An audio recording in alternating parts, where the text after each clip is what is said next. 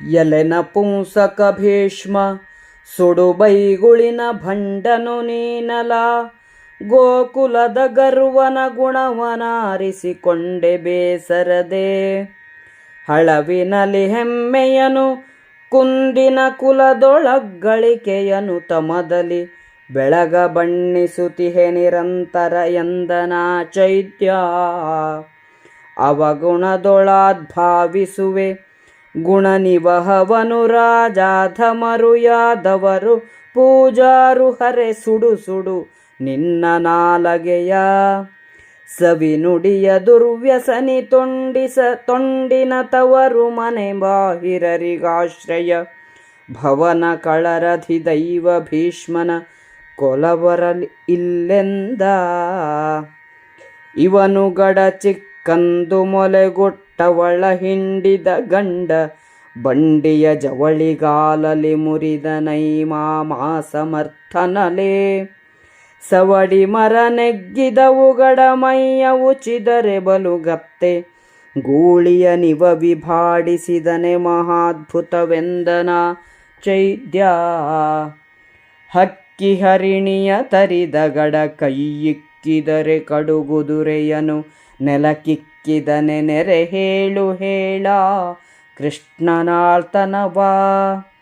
ಹೊಕ್ಕು ಹೆಬ್ಬಾವಿನ ಬಸುರ ಸೀಳಿಕ್ಕಿದನೆ ಯಾದವನ ಪೌರುಷ ಒಕ್ಕಜವಲ. ಭೀಷ್ಮ ತೂಪಿರಿಯಂದೆನ ಚೈತ್ಯ. ಗಾಳಿಯನು ಘಲ್ಲಿಸಿದ ಕರುವಿನ ಕಾಲ ಹಿಡಿದೊಗೆದನ ಅಗಡುರಗನ ಮೇಲೆ ಕುಣಿದಾಡಿದನು ಗಡ ಹಾವಡಿಗ ವಿದ್ಯೆಯಲಿ. ಖೋಳಗೋವರ ಹಳ್ಳಿಯಲಿ ಕಟ್ಟಾಳಲ ಬಳಿಕೇನು ಪೃಥ್ವೀಪಾಲರೀತಗೆ ಸರಿಯೇ ದಿಟದಿಟವೆಂದನ ಚೈತ್ಯ. 7 ದಿನ ಪರ್ಯಂತ ಮೊರಡಿಯ ಮೇಲುಗೊಡೆಯನು ಹಿಡಿದು ಬಲು ಮಳೆಗಾಲವನು ಮಾಣಿಸಿದ ಗಡ ಹರಹರ ವಿಶೇಷವಲ. ಹೇಳು ಹೇಳಿಂದ್ರಂಗೆ ಮಾಡಿದ ಖೂಳರಾಶಿಯನೊಬ್ಬನೇ ಕೈ ಮೇಳವಿಸಿದನೆ ಕಂದನಾಣೆ ವಿಚಿತ್ರ ಆಯ್ತೆಂದ. ಶಿಶುಪಾಲನು, ಎಲವೋ ನಪುಂಸಕ ಭೀಷ್ಮನೆ, ನಿನ್ನನ್ನು ಸುಡಬೇಕು. ಬೈಗುಳನ್ನು ಆಡುವ ಭಂಡ ನೀನು. ಗೋಕುಲದಲ್ಲಿ ಗರ್ವದಿಂದ ಬೀಗುವ ಇವನ ಗುಣವನ್ನು ಹೊಗಳಲು ನೀನು ಮುಂದೆ ಬಂದೆ. ಅನ್ಯಾಯವನ್ನು ಹೆಮ್ಮೆ ಎಂದು, ದೋಷವನ್ನು ಹಿರಿಮೆಯೆಂದು, ಕತ್ತಲನ್ನು ಬೆಳಕೆಂದು ನಿರಂತರವಾಗಿ ಹೊಗಳುತ್ತಿರುವೆ. ಎಲೋ ಭೀಷ್ಮ, ನೀನು ಗುಣಹೀನತೆಯಲ್ಲಿ ಗುಣಗಳನ್ನು ಕಾಣುತ್ತಿ, ಎತ್ತಿ ಹಿಡಿಯುತ್ತಿ. ಯಾದವರು ರಾಜರಲ್ಲೆಲ್ಲ ಅಧಮರು, ಅವರು ಅಗ್ರಪೂಜೆಗೆ ಅರ್ಹರೆ. ನಿನ್ನ ನಾಲಿಗೆಯನ್ನು ಸುಡಬೇಕು. ಅಧಮರನ್ನು ಹೊಗಳುವ ದುಶ್ಚಟ ನಿನಗಿದೆ. ಸೊಕ್ಕಿನ ಮಾತಿಗೆ ನೀನೇ ತವರು ಮನೆ, ಯಾವುದಕ್ಕೂ ಸಲ್ಲದವರಿಗೆ ಆಶ್ರಯ ನೀಡುವ ಮನೆ. ನಿನ್ನನ್ನು ಕೊಲ್ಲುವವರ್ಯಾರೂ ಇಲ್ಲವಲ್ಲ ಎಂದು ಶಿಶುಪಾಲನು ಘರ್ಜಿಸುತ್ತಾ ಮುಂದುವರೆದು, ಇವನು ಶಿಶುವಾಗಿರುವಾಗ ಹಾಲುಣಿಸಿದವಳನ್ನು ಕೊಂದವನಲ್ಲವೇ? ಎಂಥ ಗಂಡು!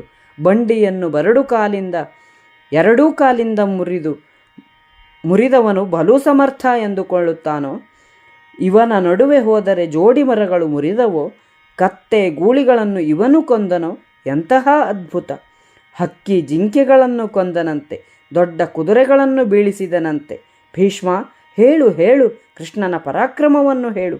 ಹೆಬ್ಬಾವಿನೊಳಗೆ ಹೊಕ್ಕು ಅದನ್ನು ಸೀಳಿಕೊಂದನೆ. ಈ ಗೊಲ್ಲನ ಪೌರುಷವು ಆಶ್ಚರ್ಯಕರವಲ್ಲವೇ? ಅವನಿಗೆ ದೃಷ್ಟಿಯಾದೀತು, ನಿವಾಳಿಸು. ಗಾಳಿಯನ್ನು ಗುದ್ದಿದನಂತೆ, ಕರುವಿನ ಕಾಲು ಹಿಡಿದು ಒಗೆದನಂತೆ. ಹಾವಾಡಿಗ ವಿದ್ಯೆಯನ್ನು ಕಲಿತು ಹಾವಿನ ಮೇಲೆ ಕುಣಿದಾಡಿದನಂತೆ. ಗೊಲ್ಲರ ಹಟ್ಟಿಯಲ್ಲಿ ಇವನು ಭಾರೀ ಬಲಶಾಲಿಯಲ್ಲವೇ? ರಾಜರು ಇವನಿಗೆ ಸರಿಯಾದರೆ ನಿಜ ನಿಜ ಎಂದು ಶಿಶುಪಾಲನು ಹಂಗಿಸಿದನು. ಒಂದು ಕೆಲಸಕ್ಕೆ ಬಾರದ ದಿನ್ನೆಯನ್ನೆತ್ತಿ 7 ದಿನಗಳ ಕಾಲ ಮಳೆಯಿಂದ ರಕ್ಷಿಸಿದನಂತೆ. ಶಿವಶಿವ, ಇದು ಹೆಚ್ಚೇ ಸರಿ. ಆದರೊಂದು ಅನುಮಾನ, ಇಂದ್ರನ ಪೂಜೆಗೆಂದು ಸಿದ್ಧ ಮಾಡಿದ್ದ ಕೂಳನ್ನೆಲ್ಲ ಇವನೇ ನುಂಗಿದನೋ ಹೇಗೆ? ಆ ಶಿಶುವಿನಾಣೆ, ಇವ ವಿಚಿತ್ರವೇ ಸರಿ ಎನ್ನುತ್ತಾ ಮುಂದುವರೆದು ಬೊಗಳುತ್ತಾನೆ.